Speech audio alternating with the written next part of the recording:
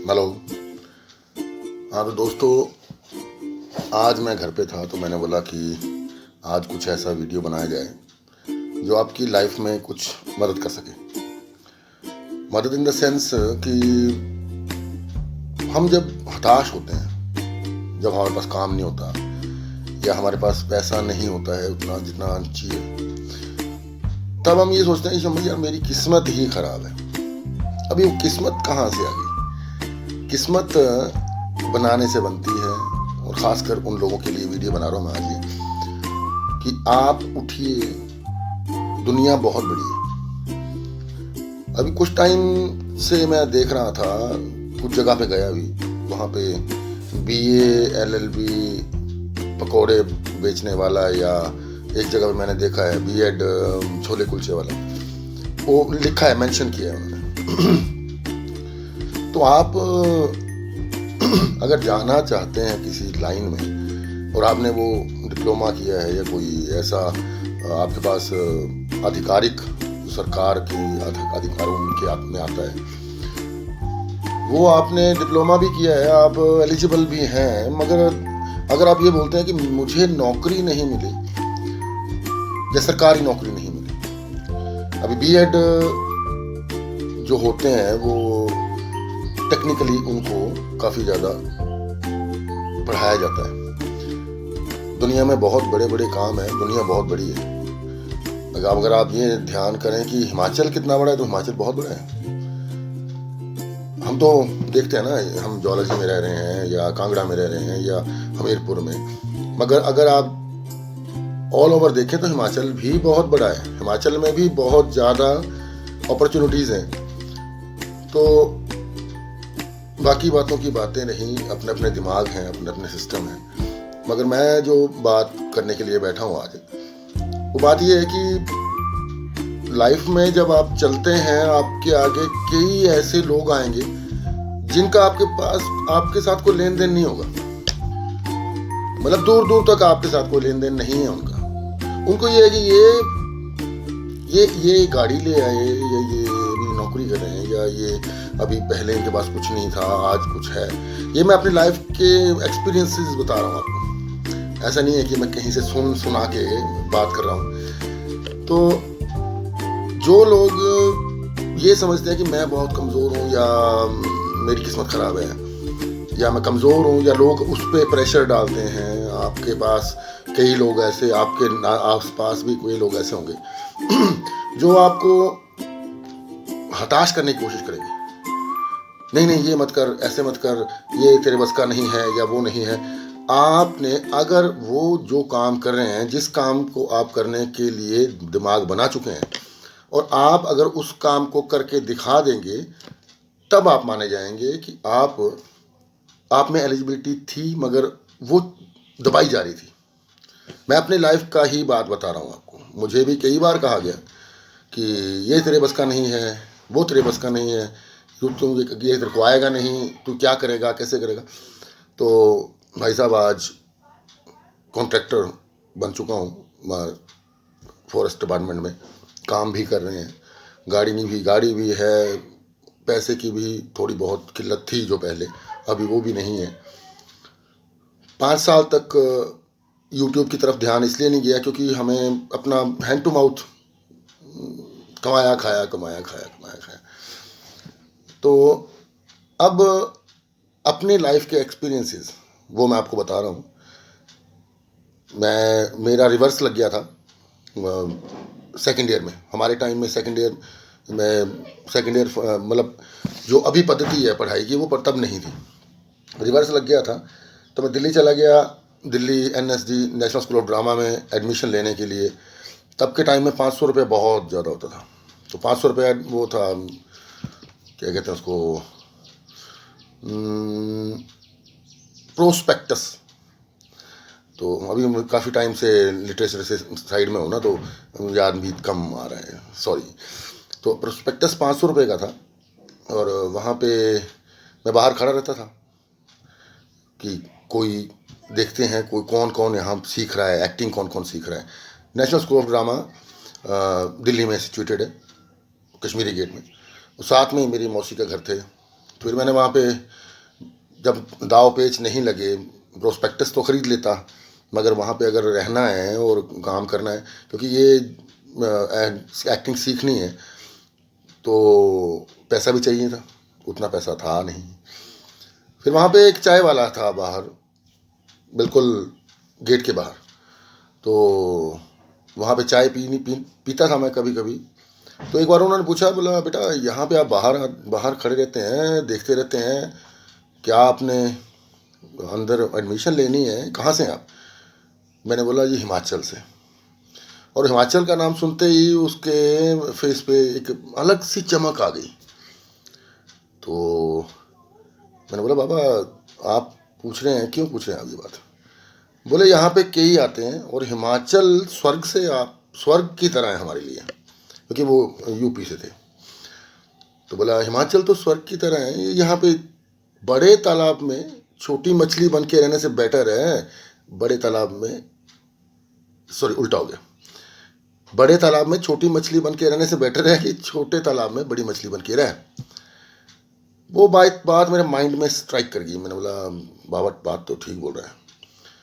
बोले स्वर्ग है आपके वहाँ पे, ज़िंदगी काटनी है तो यहाँ पे, और अगर जीनी है तो हिमाचल में। मगर वो एक्टिंग का भूत जो था वो नहीं माना, और मैंने शॉप कर ली दिल्ली में, मौसी के घर के पास ही। और फिर वो वहाँ का पानी वगैरह, या मेरा प्रॉपर तरीके से काम नहीं हो रहा था, जो मैं करने गया था वहाँ से मैं डिस्ट्रैक्ट हो रहा था। तो फिर वापस आया, यहाँ पे शॉप की, मगर मैंने हार नहीं मानी। ये बात, यहाँ पे शॉप की खुंडियाँ जगह है हमारे यहाँ पे। 6 साल वहाँ पे काम किया, अच्छा खासा पैसा भी कमाया। उसके बाद शादी वगैरह भी हुई, ज़मीन जायदाद भी थोड़ी बहुत खरीदी। उसके बाद वहाँ से शिफ्ट हुआ ज्वालाजी में, शॉप की दोबारा से आके। मोबाइल का काम था मेरा तब, जब मैं खुंडिया में काम करता था तब वहाँ पे, तब मोबाइल का टाइम नहीं था, हमारे टाइम में मोबाइल नहीं था। वो 3315 जो आया, वो मेरी एंगेजमेंट हुई जब खुंडिया में ही था, तो मैंने ख़रीद के दिया। 4350 रुपये का आया था वो तब। तो वो बहुत बड़ी बात होती थी 3315 लेना। तो उसके बाद वापस ज्वालाजी में आया। ज्वालाजी में मैंने शॉप तो रहनी थी टीवी रेडियो की, क्योंकि डिप्लोमा नहीं था मेरे पास, ना तो कोई किसी इंस्टीट्यूट से मैंने सीखा हुआ था मोबाइल का काम। तो मोबाइल का काम मैंने शुरू करना चाहा, मगर फिर वही बात आ गई, तेरे से नहीं होगा, ये नहीं होगा, वो नहीं होगा। चलो मैंने फिर मेहनत की, रात दिन एक किया। मेरे को रात को नींद नहीं आती थी कि मैंने काम करना है, सीखना है। तो फिर उसके बाद 1 साल के बाद ही मैं किंग बन गया ज्वालाजी में। हाँ जी, मोबाइल कहाँ ठीक होगा, वो मंटी के पास चले जाओ यार। तो जो चीज़ नहीं मिलती थी कहीं, वो भी मेरे पास अवेलेबल होती थी, मगर मेहनत मैंने नहीं छोड़ी। बात है ये बात मैं इसलिए बार बार बोल रहा हूँ कि आपको ये समझ में आ जाए कि जब आप अथक प्रयास करते हैं और उसके बाद आप उभर के आते हैं, तो आप मतलब जैसे सोने को जब तक तपाया ना जाए उस पर चमक नहीं आती है। तो काफ़ी टाइम वो काम किया, फिर बीच में आ गया एंड्रॉयड का ज़माना आ गया, और जब पहले काम थे वो नहीं रहे, तो मैं बीच में चला गया राजस्थान, फोकस एनर्जी ONGC में, जो तेल निकालती हैं कंपनियाँ, उसमें मैं वो फ़ोटो भी शेयर करूँगा आपको। वहाँ पे मैंने जॉब किया है। उसके बाद वहाँ पे चला गया, वहाँ से मैंने फोकस एनर्जी से अपना CV डाला। मैं गया जॉन एनर्जी गुजरात। तो गुजरात में जाके भी काफ़ी एक्सपीरियंसेस हुए। उसके बाद फिर उसके बाद 2019 आ गया, जो हमारे देश का क्या पूरी दुनिया का ही डिज़ास्टर था। तो मैंने ऐसे ही CV डाला हुआ था कुवैत के लिए, और कुवैत के लिए अप्रूवल भी आ गया, मगर जा नहीं पाया, क्योंकि घर वालों ने बोला नहीं आप यहीं पे ठीक हैं। उसके बाद काम वहाँ पे इतना था नहीं, पैसा उतना था नहीं। 3 महीने हमें सैलरी नहीं मिली। सैलरी नहीं मिली तो अभी जब आपके पास पैसा ना हो तो आप क्या करते हैं, वही ढाक के 3 पात निकल के आ रहे थे, और कोरोना भी आ गया। फिर उसके बीच में मैंने स्टार्ट किया क्योंकि जब मैं 10th में था तब यहाँ पे मेरे चाचा जी रहते थे और उनके साथ मैं जाता था रेफ्रिजरेशन का काम करने। मैं करने नहीं जाता था मगर उनके साथ ही। तो ऐसे ही बैठे बैठे आ गया दिमाग में कि और कुछ नहीं तो रेफ्रिजरेशन का काम। मेरा अपना फ्रिज ख़राब था, मैंने अपना फ्रिज के लिए ही थोड़े से, क्योंकि मेरी मिसेज़ बोले कि आपको आता है काम तो आप क्यों नहीं करते ये। दूसरा बीच में ही एक सरकमस्टांस ऐसा हुआ कि वॉशिंग मशीन जो मेरे घर की थी वो रहेगी बाहर, और वो बारिश गिरी उस पर और वो सारे का सारा मॉड्यूल ही उड़ गया। मॉड्यूल उड़ा तो वो मॉड्यूल ला के डाला, मतलब वहाँ से मेरा स्टार्ट हुआ रेफ्रिजरेशन का काम। फिर रेफ्रिजरेशन का काम किया। अब ये यहाँ पे किस्मत की बात मैं बताता हूँ आपको। 4 दिन बाद लॉकडाउन लग गया। 4 दिन पहले मैं सामान लेके आया था रेफ्रिजरेशन का, अपना फ्रिज ठीक किया। 4 दिन बाद लॉकडाउन लग गया। लॉकडाउन के दौरान ये एसेंशियल आइटम है, मतलब बुनियादी ज़रूरत। तो बुनियादी ज़रूरत थी रेफ्रिजरेशन। तो भाई साहब मेरे पास पैसा था नहीं, मगर खर्चे पाने की कोई दिक्कत नहीं रही, क्योंकि मैं रेफ्रिजरेशन का काम कर रहा था। वो भी सरकमस्टांसिस ऐसे बने तो 2 साल 1 साल रहा ये लॉकडाउन रहा, फिर दूसरा लॉकडाउन आया, जो भी हुआ ऐसे वैसे। उसके बीच बीच में मैंने काम शुरू किया हुआ था फॉरेस्ट का। तो फॉरेस्ट का काम उसके बाद चल पड़ा, लॉकडाउन ख़त्म हो गया।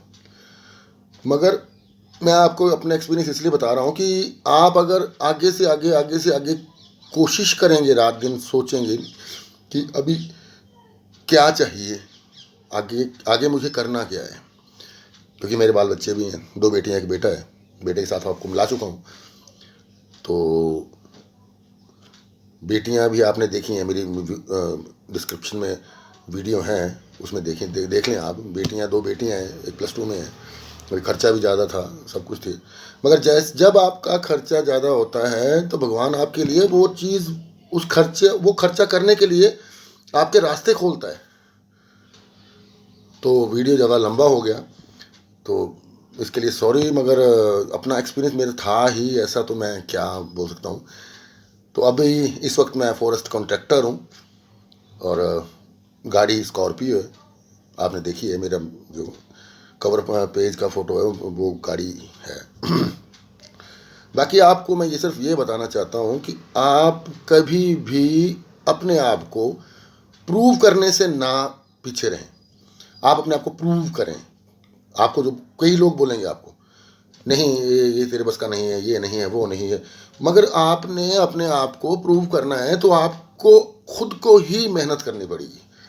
कोई आपके लिए आके मेहनत नहीं करेगा। अभी आज मैं YouTube पे एक वीडियो पहले डाला है, एक मैं और डाल रहा हूँ, इसके बाद और डालते जाएंगे।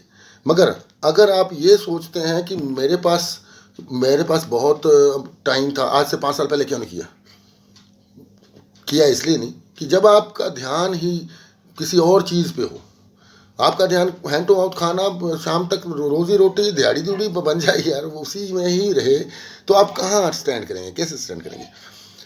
तो सोशल मीडिया पे मुझे तो फेसबुक चलाने का मतलब भी पता नहीं था, क्योंकि मेरा काम हार्डवेयर का था, मेरा काम सॉफ्टवेयर का नहीं था। तो जो सॉफ्टवेयर का जिनको पता होता है वो चलाते हैं सब कुछ, वो चलाते थे सब। मैं देखता था यार ये फेसबुक पे क्या होता क्या है ये। और तब वो भी आती थी, ऐड भी आती थी, I am always on Facebook. तो मैं बोलूँ जब उसकी नेट बर्थ वगैरह देखनी शुरू की कि नहीं यार ये फेसबुक पे तो इसने काम कोई और कर रहा है, हम फोटो देख रहे हैं मगर वो अर्निंग उसको हो रही है। तो दोबारा से मैं अब फेसबुक पे आया हूँ। तो फेसबुक पे भी और यूट्यूब पे भी।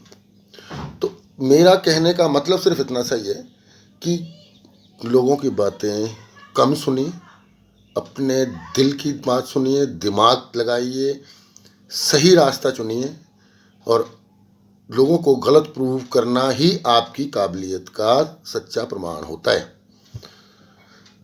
बाकी चलो, जो देश में चल रहा है वो तो है ही है, मगर हमारे यहाँ देहराम में, जहाँ से मैंने दोबारा से स्टार्ट किया, कल इलेक्शन का रिजल्ट निकलेगा भाई। तो कोशिश करूँगा कि आप तक मैं वो पहुँचाऊँ, टाइम से पहुँचाऊँ, मगर वीडियो को लाइक और शेयर ज़रूर कर देना। थैंक यू, धन्यवाद। जय हिंद, जय भारत।